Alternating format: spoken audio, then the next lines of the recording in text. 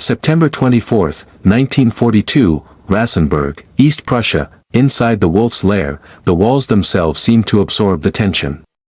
A thick haze of cigarette smoke curled beneath low lights, the smell of leather, paper, and cold steel lingering in the air.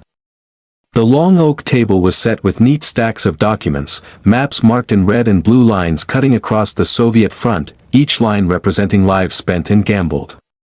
Around it sat the most powerful men in the German Wehrmacht, field marshals, generals, and staff officers, all summoned by one man. At the head of the table sat Adolf Hitler. His presence dominated the room like a thundercloud before a storm. Every breath, every shift of posture from those around him carried the weight of fear, fear of interruption, fear of contradiction, fear of saying too much or too little. The silence was broken only by the soft, deliberate sound of papers being shuffled. Standing before Hitler was General Franz Halder, chief of the German General Staff. For 4 years, he had been the architect of Hitler's wars, the campaigns that had toppled Poland, crushed France, and swept across Europe. His face was calm, but his eyes betrayed exhaustion. The lines on his forehead were not from age, but from months of calculations, sleepless nights, and the heavy burden of knowing that mathematics could not argue with ideology. Today, he would speak words that no man under Hitler dared to say. The topic, Stalingrad. For 2 months, the Sixth Army under General Friedrich Paulus had been locked in a brutal, unending struggle within that industrial city on the Volga. The battle was no longer a campaign, it was a grinder of men and machines. Whole divisions had been swallowed street by street, building by building, room by room. Progress was measured in meters, paid for in blood. The Volga ran red. Halder's hands rested lightly on the edge of the table as he began his briefing. His voice was even, precise, stripped of emotion, the voice of a man who understood the danger of his own truth. Mein Führer, he began quietly, our forces in Stalingrad have suffered over 80,000 casualties since August. Soviet reinforcements are crossing the Volga every night. Our supply lines extend hundreds of kilometers over open steppe, constantly attacked by partisans. Winter approaches, and our troops lack proper equipment. The situation is unsustainable. No one moved. No one dared to breathe too loudly. Halder continued, the Sixth Army requires 700 tons of supplies per day to maintain combat strength. Our logistics can provide, at best, 300 tons. As winter deepens, that number will fall further. The Soviet resistance is not weakening. Intelligence indicates preparations for a counteroffensive, one that may strike our exposed flanks. His words were measured, his tone calm, but in that calmness was a kind of defiance, a quiet rebellion against the delusion that had taken hold of German command. Then came the sentence that sealed his fate, Mein Führer, we cannot take Stalingrad with the forces available. The cost in men and material will exceed any possible strategic benefit. I recommend we consolidate our positions and prepare winter defenses. Resume offensive operations in the spring, when supply and reinforcement allow it. Silence. The weight of that silence was unbearable. The air seemed to thicken as every man in the room realized what had just been said. Halder had crossed a line no one else dared to approach. He had suggested retreat, and worse, he had implied that Hitler's vision might be wrong. Hitler sat motionless. Then slowly, he leaned forward. His eyes, cold, unblinking, fixed on Halder. You recommend withdrawal. His voice was low, almost calm, which made it infinitely more dangerous. You, who have overseen every setback of this campaign. You, who have counseled hesitation when victory was within our grasp. Halder did not flinch. Mein Führer, I speak only of what the facts dictate. Facts, Hitler repeated, almost spitting the word. Always your facts. Always your numbers and calculations. Did your facts conquer France in 6 weeks? Did your mathematics bring Europe to its knees? The generals around the table stared straight ahead, their faces expressionless masks. No one dared to intervene. Halder stood straighter than he could have backed down. He could have softened his tone, rephrased, apologized. But instead, he chose truth, cold, unadorned truth. Mein Führer, he said, wars are not won by ignoring reality. We face a logistical impossibility. The Sixth Army's supply shortfall cannot be remedied. Our flanks, held by Romanian and Italian divisions, are dangerously weak. If the Soviets strike there, they will sever the corridor to Stalingrad, and the entire Sixth Army will be encircled. His words fell like stones into water, and the ripples would change history. For a moment, Hitler said nothing. Then, slowly, he rose from his chair. His face turned crimson. His fists trembled on the table's surface. You dare to tell me what is possible and impossible? His voice rose. I, who achieved what your so-called experts deemed impossible. I, who brought Germany from humiliation to mastery. He struck the table with his hand, the maps fluttered, the air crackled with fury. Stalingrad will fall. The Bolsheviks are on the verge of collapse. Victory comes to those with the will to claim it, not to those who whimper about shortages. You speak of mathematics, I speak of destiny. Halder's composure held, but inside, he knew what was coming. His voice dropped, steady but firm. Destiny cannot feed an army, mein Führer. Determination cannot replace ammunition. If we continue this offensive without securing supply, we risk disaster. Hitler's eyes widened. Disaster. You are the disaster, Halder. You and your cowardly general staff, always doubting, always hesitating. You opposed the campaign in France. You opposed Barbarossa. And now, you oppose victory in Stalingrad. The room felt suffocating. Field Marshal Wilhelm Keitel, seated near Hitler, stared down at his hands, unwilling to meet anyone's eyes. General Jodl shifted uncomfortably. No-one spoke. No-one dared. The tirade went on, a storm of rage, ideology, and delusion crashing over the quiet voice of reason. Halder stood still, the embodiment of calm amid chaos. For the briefest moment, their eyes met, two men who saw the same war through utterly different lenses, one through fanatic will, the other through cold arithmetic. Hitler ended the meeting abruptly. You are relieved, Halder. As of this moment, you no longer serve as chief of the general staff. Keitel, prepare the order. I will have a man of vision in your place. Halder nodded slowly. He reached up, unpinned his insignia, and set them on the table before him. There was no protest, no plea, only the quiet dignity of a man who understood that truth had cost him everything. He saluted, turned, and walked out of the room. No-one followed him. No-one spoke. The only sound was the fading echo of his boots down the corridor. Outside, the East Prussian wind cut cold and sharp across the pine forests of the Wolf's Lair. The autumn air smelled of earth and smoke, the scent of a world teetering on the edge of madness. Halder paused once at the threshold, looking up at the gray sky. Somewhere far to the east, at the edge of the Volga, men were dying for a city whose name had become an obsession. And in that moment, Franz Halder knew he had just witnessed not the saving of Germany, but the beginning of its end. He had spoken the truth, and been punished for it. In a system where will outranked wisdom, and loyalty outweighed logic, truth itself had become treason, and history would soon prove him right. Rassenburg, East Prussia, September 25, 1942. The corridors of the Wolf's Lair were quiet the next morning. A silence hung in the air that felt heavier than the walls of concrete and steel themselves. Guards moved in disciplined rhythm, their boots striking against the cold floor, the sound of obedience in its purest form. Franz Halder's office, once the heartbeat of the German general staff, now stood still.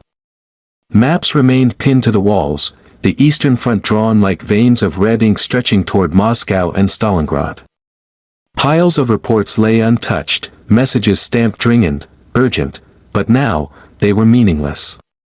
The man who had read them, interpreted them, and often stood as the last voice of logic between Hitler and catastrophe, was gone. His removal had been executed overnight. By dawn, his replacement had already been named, General Kurt Zeitzler, a man younger, eager, loyal.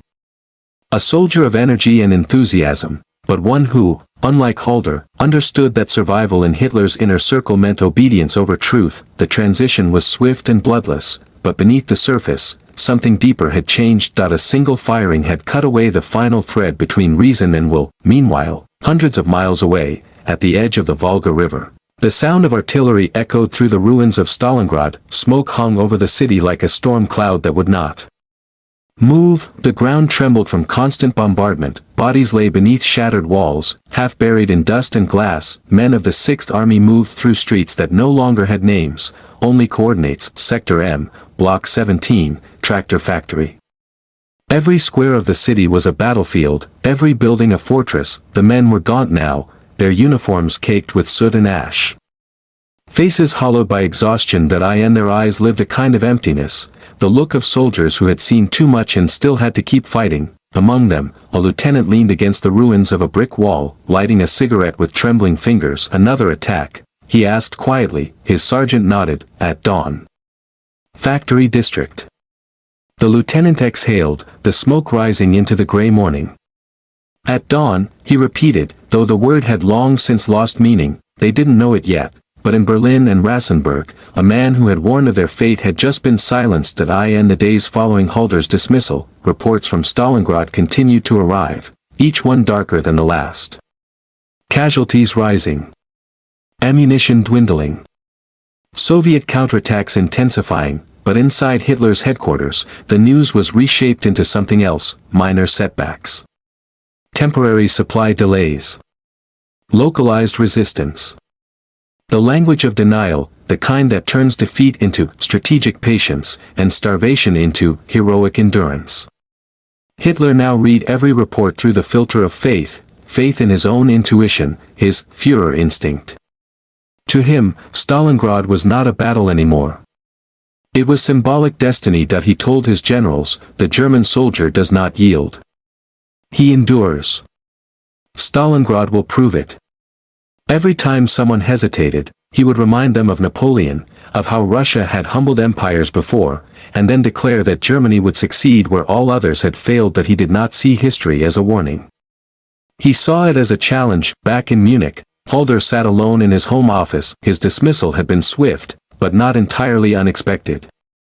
For months, he had clashed with Hitler, over the Eastern Front, over strategy, over the simple arithmetic of war. Now, in the quiet of his study, he finally allowed himself to feel what he could not inside the wolf's lair: relief, sorrow, and a cold, lingering dread. He knew that without reason guiding Hitler's strategy, the German army was walking into ruin. And yet, even in exile, Halder's mind remained a map of the front. He traced the Volga's curve with a pencil, marking the thin supply lines that ran like fragile threads across the endless steppe. It was all too clear to him: one cut, just one well-placed Soviet strike, and the 6th Army would be trapped. Meanwhile, in the Kremlin, across the continent, another man studied maps of the same city, Joseph Stalin, his fingers pressed against the table as he listened to his general's reports. Unlike Hitler, Stalin did not speak of destiny. He spoke of sacrifice. Stalingrad would not fall. Not because it was invincible, but because it could not be allowed to. Comrades, he said quietly, if the Germans take the Volga, they cut Russia in two. We hold here, or we die here. The orders were brutal, but they were clear. No step back. No surrender. Soviet divisions poured into the ruins, crossing the river under fire. Reinforcements, supplies, even ammunition were ferried at night under cover of fog. For every street the Germans took, the Red Army took it back. The city became a furnace of destruction, neither side advancing, both sides dying. The battle had become a siege not just of bodies, but of minds. By October 1942, the Wehrmacht was stretched thin. Autumn rains had turned the Russian steppe into mud, thick, unending, choking the movement of trucks and tanks. Stalingrad remained half ruined, half held, a city that refused to die. In Berlin, propaganda films showed heroic imagery: soldiers raising the swastika over factories, officers smiling beside tanks. The voiceover promised, soon, Stalingrad will be ours. But inside the high command, some officers whispered another truth. They remembered Halder's words: if the Soviets strike our flanks, the entire 6th Army will be encircled. And far to the north and south of Stalingrad, the Red Army was quietly massing for exactly that. Back in Rassenburg, Hitler's mood shifted with every report. When victories came, his rage softened into triumph, but when news of delay or difficulty arrived, his fury would ignite. General Zeitzler, his new chief of staff, quickly learned what Halder already knew, that facts were no longer welcome. He trimmed his briefings, Softened the data, shaped reality to fit expectation. In meetings, Hitler's voice dominated every room. He would stand before the maps, tracing imaginary advances with his finger. Here, he said one night, Paulus will push through the Red October factory. Once we hold the riverbank, the Soviets will collapse.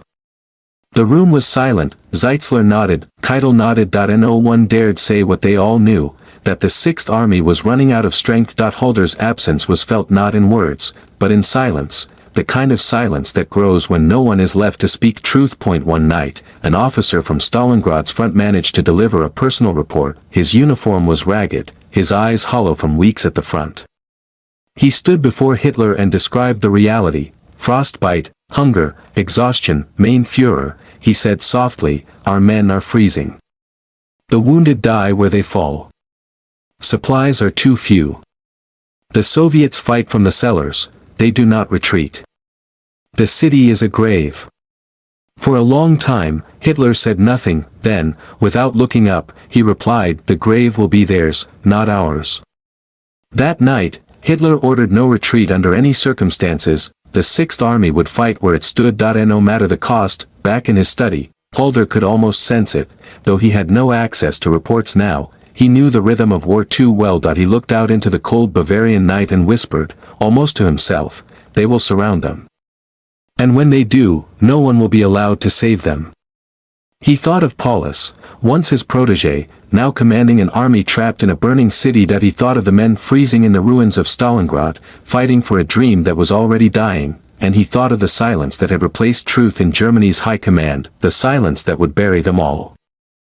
November 19, 1942, the steppe outside Stalingrad. At first, there was silence. Then, just before dawn, the ground began to shake. A low, distant thunder rolled across the frozen plains, the kind that seemed to come not from the sky, but from the earth itself. In the gray morning light, the horizon flickered. Then it erupted. The Red Army had begun its counteroffensive, Operation Uranus. Thousands of Soviet guns opened fire in unison, the largest artillery barrage the Eastern Front had yet seen. The air was torn apart by the sound of shells. For the men of the Romanian Third Army, holding the northern flank of Stalingrad, it was as if the sky had fallen on them. They had no warning.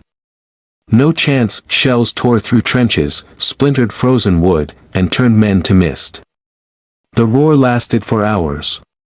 When it finally lifted, the Soviet tanks came, endless columns of T-34s pushing through the snow and smoke, their turrets glinting faintly in the pale light. The Romanian lines broke almost immediately. Within hours, entire divisions were in flight, scattered, leaderless, desperate to survive. Farther south, another hammer struck.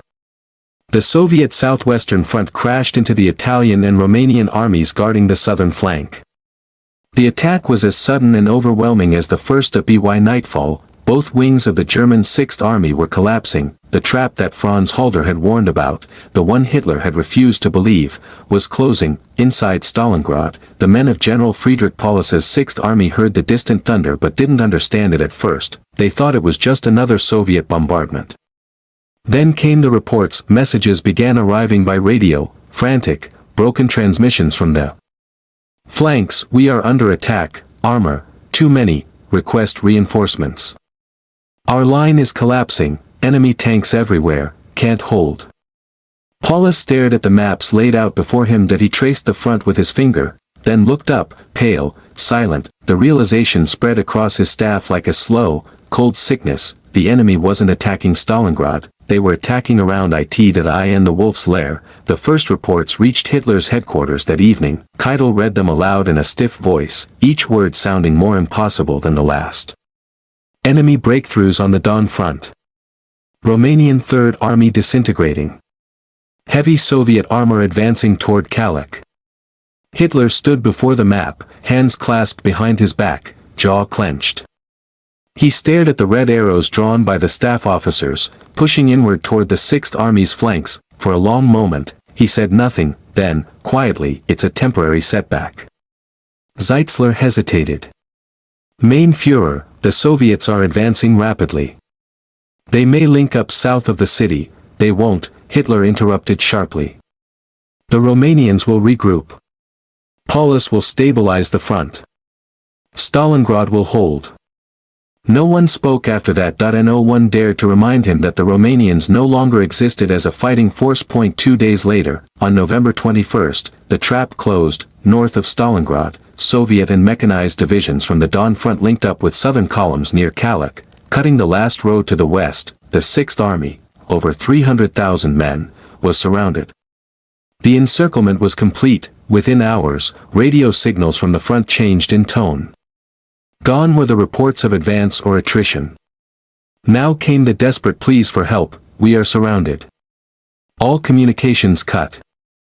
Request immediate breakout orders. Fuel nearly gone. Ammunition low. What are our orders?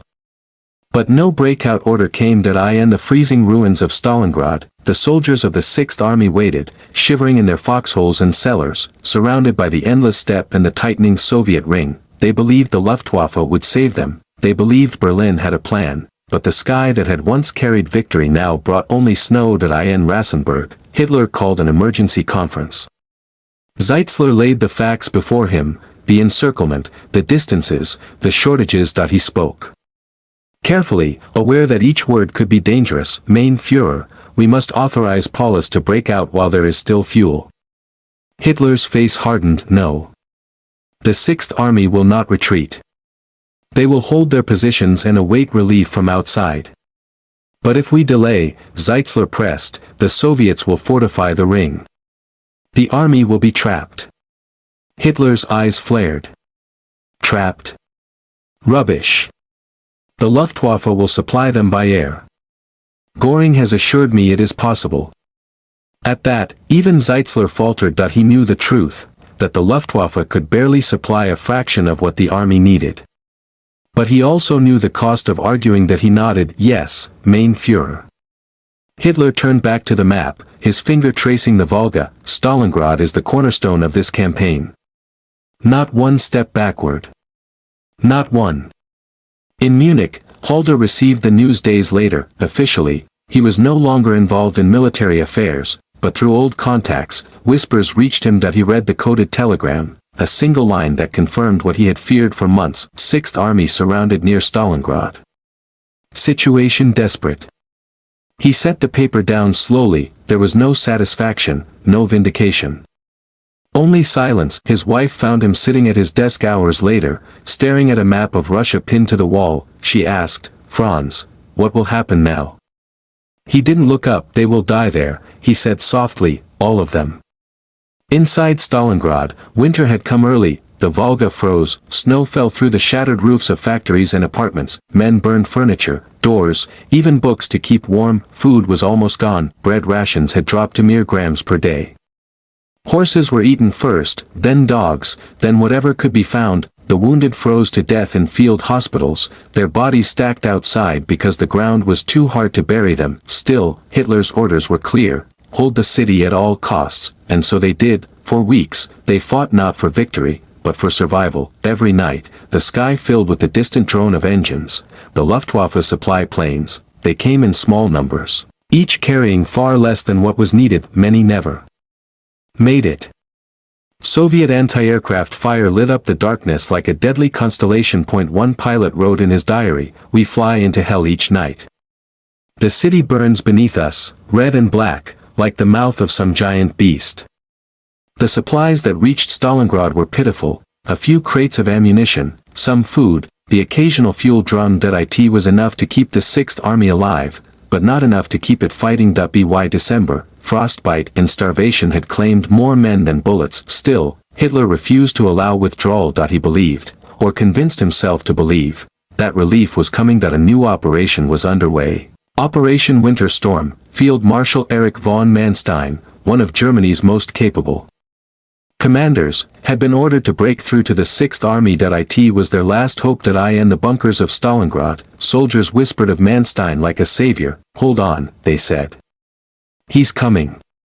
Just a few more days. They didn't know that Manstein's spearhead, though fierce, was too small, too late. 2FAR. In the Wolf's Lair, Hitler grew increasingly isolated. He no longer trusted his generals, no longer listened to reports. He surrounded himself with yes-men and fantasies. when told of the encirclement size, he scoffed, "Encirclement? It's merely a temporary tactical inconvenience. Paulus will hold until Manstein arrives." When told of the Sixth Army's starvation, he snapped, "Then they will learn to live on less. The will of the German soldier is stronger than hunger." He refused to see that will cannot feed an army, and faith cannot melt snow. By December 1942, the trap had fully hardened. The Soviets, now entrenched, turned their guns inward, and within the pocket, the once mighty Sixth Army began to wither away. Halder's warning had come true, word for word, but no one dared to speak his name. In every bunker, in every frozen trench, men whispered the same question: when will we be relieved? The answer was silence. December 12, 1942, the southern steppe, the wind screamed across the open plains of the Don, carrying with it fine shards of ice that cut like glass. Snow swept over the tracks of advancing tanks, the spearhead of Field Marshal Erich von Manstein's Army Group Don. For the first time in weeks, there was movement, momentum, hope. Manstein's men, the 57th Panzer Corps, pushed forward under the banner of Operation Winter Storm. Their mission was simple: on paper, break through the Soviet lines, reach the encircled Sixth Army, and rescue more than 250,000 trapped soldiers before it was too late. It was a race against time, cold, and the will of two men, one in Rasenburg, the other in Moscow. In his command trained deep within the steppe, Manstein studied the maps by the flicker of a lantern. His face was gaunt from sleepless nights. His orders were precise: drive north, relieve Paulus, reopen the corridor. But even as he traced the route with his pencil, he knew the odds. The Soviets had fortified their lines, building layers of defense, trenches, minefields, and anti-tank positions hidden beneath the snow. The Red Army had learned. Outside, the engines of German panzers rumbled to life. Soldiers climbed aboard, faces wrapped in scarves, eyes hollow with fatigue. The cold was a living thing, biting, constant, merciless. They fought their way forward, town by town, river by river, each mile bought in blood. Inside Stalingrad, the trapped Sixth Army received the news like a heartbeat of hope. Relief operation underway, came the coded message from headquarters. Hold positions. Help is on the way. Men who had not smiled in weeks suddenly looked up. A murmur spread through the trenches: Manstein is coming, they whispered. Just a few more days. But outside their frozen fortress, reality told another story. The Red Army was watching. At Soviet headquarters, Marshal Georgy Zhukov and General Vasilevsky studied their own maps, identical in outline but reversed in meaning. They had anticipated a German relief attempt, and they were ready for it. Zhukov placed his finger over a point south of Stalingrad. "They'll strike here," he said calmly. "We'll let them come in, then close behind them. Crush both." Stalin's approval was immediate. Another operation was set in motion, Operation Little Saturn, a massive counteroffensive aimed not just at stopping Manstein, but destroying him. By December 15, Manstein's spearhead had reached the Mishkova River, less than 50 kilometers from the Sixth Army's lines. They could hear the distant thunder of artillery from Stalingrad itself. For the soldiers on the ground, it was maddening. They were so close they could almost feel the city's fire on the wind, but between them lay Soviet divisions dug into the frozen ridges. The fighting was brutal. Tanks locked in duels across the snow, shells carving fountains of ice and earth. Every kilometer forward cost hundreds of lives. Inside Stalingrad, Paulus gathered his senior officers in a cold, dimly lit cellar beneath the ruins of the Univermag building. The situation was dire, fuel almost gone, men dying by the hundreds each day. But now, with Manstein's approach, a chance, a narrow, fragile chance, had appeared. Paulus looked at his staff. "If we break out now," he said, "we might link with Army Group Don." His chief of staff, General Arthur Schmidt, shook his head. "Without orders, we cannot move. The Führer's directive forbids retreat." Paulus hesitated. He knew what that meant, that his army would die waiting, but to disobey Hitler's direct order was unthinkable. He sent a message to Rasenburg: "Army prepared for breakout. Request permission to move west to meet Manstein." The reply came hours later, short, final, unyielding: "Sixth Army will hold its ground. Relief force will reach you. No breakout permitted. Hitler." Paulus read the telegram twice, then lowered it slowly. That he didn't speak, that he didn't need to. The silence in the room said everything. That I in the wolf's lair. Hitler's belief in his own instinct was absolute. That he told his staff, Paulus will hold Stalingrad. The relief will reach him. History will remember this as our greatest stand. He ignored reports of fuel exhaustion, starvation, and frostbite. That he dismissed every officer who suggested retreat as defeatist. To him, Stalingrad was not a military position anymore. It was a symbol. A monument to German willpower, and he would rather see it destroyed than surrender. By December 19, Manstein's advance had stalled. Soviet forces had reinforced the corridor. The weather had worsened. Fuel shortages were crippling. His panzers, once swift and deadly, now crawled through drifts of snow, fighting for every meter. The radio crackled. A message from Stalingrad: food nearly gone. Ammunition low. Temperatures -30. Men dying by the hour. Request breakout authorization. Manstein's reply was cautious but pleading: hold on. Continue to defend. I will reach you. But even he knew the truth. He couldn't. When Operation Little Saturn began on December 20th, it tore open the German lines farther west. Soviet armies smashed into the Italian 8th Army and began driving toward Rostov, the last supply artery to the entire southern front. Manstein had no choice. That if he stayed, his own army would be surrounded. The rescue had to be abandoned. That he sent one last message to Paulus: relief operation cannot continue. You must attempt breakout immediately. But Paulus never moved. I in the wolf's lair. Hitler raged when he learned of Manstein's withdrawal. Cowards. Traitors. Always they lack faith, he shouted, striking the table. Paulus will not retreat. He will stand like a fortress on the Volga. He issued a new order, one that would seal the fate of the 6th Army. Stalingrad is to be held to the last man and the last bullet. Inside the city, men froze in their trenches, rifles clutched in numb hands. Shells fell through the night, shattering walls already broken 100 times. In makeshift hospitals, doctors worked with what little morphine remained, sawing through bone by candlelight. Outside, the snow fell silently over the dead, German and Russian alike, burying them together in the same white shroud. One soldier wrote in his diary, "There are no more living or dead here. Only shapes in the snow." The 6th Army was dying, slowly, inevitably, not by defeat in battle, but by the weight of obedience. On Christmas Day, 1942, the men sang quietly in their dugouts. Voices cracked from cold and hunger carried through the ruins. Still Nacht. Heilige Nacht. There was no tree, no light, no warmth, only the memory of home. Some wept, some prayed, others stared silently into the darkness, knowing they would never see another Christmas again. In his diary, one lieutenant wrote, "We are ghosts now, waiting for the snow to cover us. Tell my wife. I fought to the end." In Munich, Halder read the Christmas bulletins from the front, the propaganda insisting that Stalingrad still holds heroically. He knew what those words really meant. That he sat by the window, watching snow fall over the quiet streets, and whispered to himself, "They are dying for a lie." The lie of invincibility, the lie of destiny, the lie that he had tried, and failed, to stop. By the end of December 1942, the rescue attempt was over. Manstein had withdrawn, the corridor had closed, the 6th Army was alone, trapped in the frozen ruins of Stalingrad, surrounded by over 1 million Soviet soldiers. They waited for orders that would never come, for salvation that would never arrive. They had obeyed, they had endured, and now, they would perish.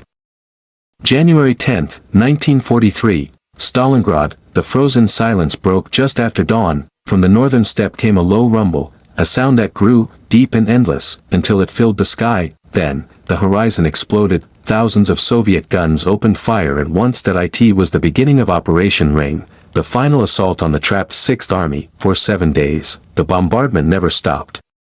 Artillery shells tore through the ruins of factories, through snow-covered trenches, through cellars packed with wounded men. Walls collapsed, roofs vanished, streets disappeared beneath clouds of smoke and ash. Inside the city, there was nowhere left to hide. Men who had survived 2 months of starvation now faced annihilation. Those who could still stand manned machine gun nests in the rubble, firing until their weapons froze. Those who couldn't, simply waited. Some prayed, some wrote farewell notes on scraps of paper. tucking them into their coats. "For my son, Hans," one soldier scribbled. "Your father fought until the end. Do not believe what they will say." At Paulus's headquarters beneath the shattered Wehrmacht building, the officers huddled around a flickering kerosene lamp. The air reeked of diesel and death. Reports arrived by the hour: divisions destroyed, positions overrun, ammunition exhausted, food for 2 days left, said one aide. Paulus nodded slowly, his face expressionless. When asked by his staff if he would authorize surrender, he answered quietly, "The Führer has forbidden it." And then, almost to himself, "But he is not here." In Berlin, Hitler received the situation reports with growing fury. In the map room of the Wolf's Lair, he slammed his fist against the table. "Paulus must hold," he shouted. "He will fight to the last bullet. There will be no retreat, no surrender." He turned to Keitel and Jodl, his voice trembling with rage. "The Sixth Army will stand as a monument to German courage. They will show the world what it means to be soldiers of the Reich." But to those dying in Stalingrad, it meant something else entirely. It meant abandonment. January 16, 1943. The temperature fell to -40. Wounded men froze where they lay, the last horses were slaughtered for food, bread rations disappeared, men began eating wallpaper paste, soup made from boiled leather belts, and the flesh of fallen comrades. A doctor recorded in his journal, "There are no more cases of frostbite. The flesh simply dies. We no longer treat the living, we only record the dead." Above the ruins, Soviet planes dropped leaflets, fluttering like snowflakes. They read, "German soldiers, you are surrounded. Lay down your arms. You will be treated with honor. Save your lives." Some German officers gathered them and burned them in silence, others tucked them into their pockets, unable to look away. Paulus received one such leaflet on his desk that he stared at it for a long time before folding it neatly and setting it aside. January 22, 1943. The last German airfield inside the pocket, Gumrak, fell to Soviet forces. With it went the final lifeline. No more supplies. No more evacuation of the wounded. The last aircraft to leave carried letters, thousands of them, each stamped Feldpost Stalingrad. Most would never reach home. At the same time, in Munich, Halder sat in quiet exile. He had been dismissed for warning of this very moment, for saying what no one dared say aloud, that the war on the Eastern Front was lost. Now, as he listened to the radio reports of heroic resistance at Stalingrad, he felt no satisfaction, no vindication, only sorrow. He wrote in his private notebook that day, "A nation that silences reason will learn its lessons through ruin." Inside Stalingrad, the end was near. By January 26, Soviet forces from the north and south met in the city center, cutting the pocket in half. The Sixth Army was now two isolated groups, north and south, both surrounded. In the north, General Karl Strecker's 11th Corps continued to resist, fighting from cellar to cellar. In the south, Paulus's headquarters was completely encircled.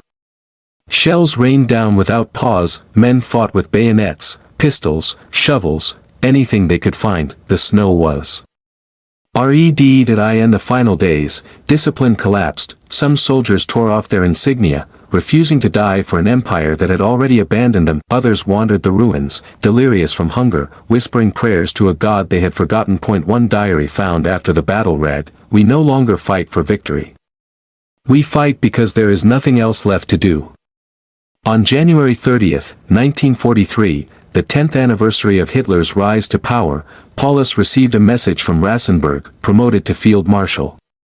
"No German Field Marshal has ever been taken alive. You know what to do." It was a command disguised as an honor, an invitation to die. Paulus stared at the telegram for a long time, then, quietly, he folded it and placed it aside. He turned to his staff and said, "I have no intention of shooting myself for that Austrian." The next morning, January 31, 1943, Soviet troops stormed the basement of the Wehrmacht building. Paulus, pale and exhausted, stood up from his chair as Red Army officers entered. He raised his hands slightly, not in fear, but in resignation. It was over. The Sixth Army, once the pride of the Wehrmacht, had ceased to exist. 90,000 men were taken prisoner. Over 150,000 lay dead in the ruins. Only a few thousand would ever return home. When news reached the Wolf's Lair, Hitler refused to believe. He ranted for hours, calling Paulus a coward, a traitor. He shouted, he could have freed himself with a bullet. But beneath his rage was something darker, fear. For the first time, the illusion of invincibility was shattered, the empire he had built on obedience and faith had begun to crack. In the silence that followed, the truth spread across Germany like a shadow. Mothers stopped receiving letters, cities grew quiet, and the whisper began that the Führer had led them into a grave from which there would be no return. One of the last letters recovered from Stalingrad read, "Mother, forgive me. We believed. We followed. But now I see, obedience is not honor. It is death." In the archives of history, the Battle of Stalingrad became more than a military defeat. It was the moment the world saw the cost of blind loyalty, the moment Germany's greatest army was destroyed, not by the enemy, but by the man who refused to listen. And Halder's warning, the one spoken months before, on September 24, 1942, echoed louder than ever. If we continue on this path, we are marching not to victory, but to destruction. He had been right, and for being right, he had been dismissed, but in the frozen ruins of Stalingrad, amid the silence of the dead, history had delivered its verdict, not on those who fought, but on those who refused to listen. February 2, 1943. The guns of Stalingrad fell silent. What had begun as the grandest offensive in human history, a march meant to conquer an empire, ended in a frozen graveyard of dreams. The Red Army stood among the ruins, silent and still, the air hung heavy with smoke and snow and the smell of death. The city that bore Stalin's name had become something else entirely, a tomb for an army, and the turning point of a world at war. In Berlin, the news spread like wildfire, carried not by newspapers or speeches, but by whispers. Inside cafes, people lowered their voices. At train stations, men in uniform looked away, letters from the front stopped arriving, and for the first time, even the most loyal began to ask, why? Hitler refused to face the truth. He forbade the word surrender to be spoken. To him, the Sixth Army did not die, it fulfilled its duty. He sat alone in the wolf's lair, eyes burning red, maps spread before him. He no longer trusted his generals. He no longer listened to advice. He believed only in himself, in the delusion that destiny obeyed his will. In the weeks that followed, the shadow of Stalingrad grew. Across the front, German soldiers began to lose faith in the war's purpose. They still fought, but the fire inside them had changed. They fought now not for victory, but for survival. Meanwhile, Franz Halder, dismissed months earlier, watched from afar. He lived quietly in Bavaria, under surveillance, forbidden to speak publicly, but he kept writing, in secret notebooks, in coded notes, recording everything he had seen inside Hitler's war machine, every lie, every order ignored, every truth buried. He knew what history would one day need to understand. In one entry, he wrote, "We were led by a man who mistook stubbornness for strength, and silence for loyalty. The army was not defeated in Russia, it was betrayed in Berlin." As 1943 unfolded, Hitler's fury turned inward. He accused his generals of cowardice, his ministers of weakness, his people of failing to believe enough. One by one, he removed his most capable officers, men who had once dared to reason with him. Some were sent to the front to die in honor. Others vanished quietly into prison cells or concentration camps. By purging the voices of truth, he surrounded himself with echoes of his own madness. On the front lines, Germany's retreat began. From the Don to the Dnieper, from Kharkov to Kursk, the once invincible Wehrmacht fell back, step by step, mile by mile. Every withdrawal was called a reorganization. Every defeat was renamed a temporary setback. But the soldiers knew better. They had seen the truth at Stalingrad, the proof that no faith could stop the red tide. In July 1943, at Kursk, Hitler tried one last gamble, a massive armored offensive meant to reclaim the lost prestige. It failed within days. Thousands of tanks burned in the summer heat. Germany's last hope of victory on the Eastern Front died there, not with a bang, but with exhaustion. By now, Halder had become a ghost inside Germany, watched, mistrusted, but still alive. He spent his days compiling his diaries, his nights in quiet reflection. When friends asked him what he felt, he would answer softly, "History moves slowly, but it always moves." He knew what was coming. By 1944, the war had turned completely. Soviet armies pushed west, American bombers blackened the skies over German cities. The Reich that once promised 1,000 years now counted its days. Inside Hitler's circle, paranoia ruled that he no longer left his bunker, that he screamed at shadows, tore maps apart, accused his generals of betrayal. The same arrogance that had silenced Halder now silenced everyone else. July 20, 1944. Colonel Klaus von Stauffenberg placed a briefcase under a table inside the Wolf's Lair. It exploded moments later. The bomb failed to kill Hitler, but it shattered what remained of the officer corps' faith. The Gestapo swept through Germany. Thousands were arrested, among them Franz Halder. He was taken to Flossenburg concentration camp, stripped of his titles, and confined among prisoners he had once commanded. He survived, but barely, and from that prison, he watched his nation crumble into ashes. April 1945. Berlin burned. The Red Army encircled the capital. In the Führerbunker, Hitler raved of miracle weapons and armies that no longer existed.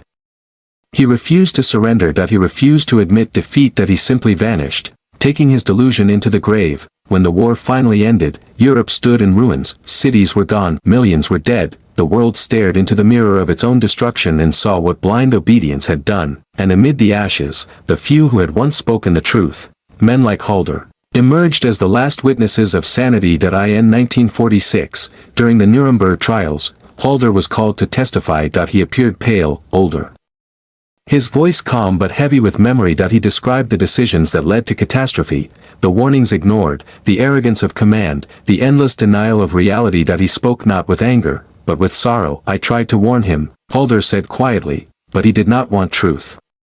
He wanted faith. His words hung in the courtroom like smoke. After the trials, Halder returned to a quiet life. He never sought power again. He spent his remaining years documenting the war, not to justify it, but to understand it. And in his final notes, written near the end of his life, he wrote a single sentence that would outlive him: truth is not treason. The story of September 24, 1942, the day Germany fired its best general for being right, is not just about a man dismissed for honesty. It is about a world that punished truth to preserve illusion. It is about how a single act of arrogance can turn an empire toward ruin, and it is a reminder that the greatest enemy in war is not the one across the battlefield, but the one who refuses to listen.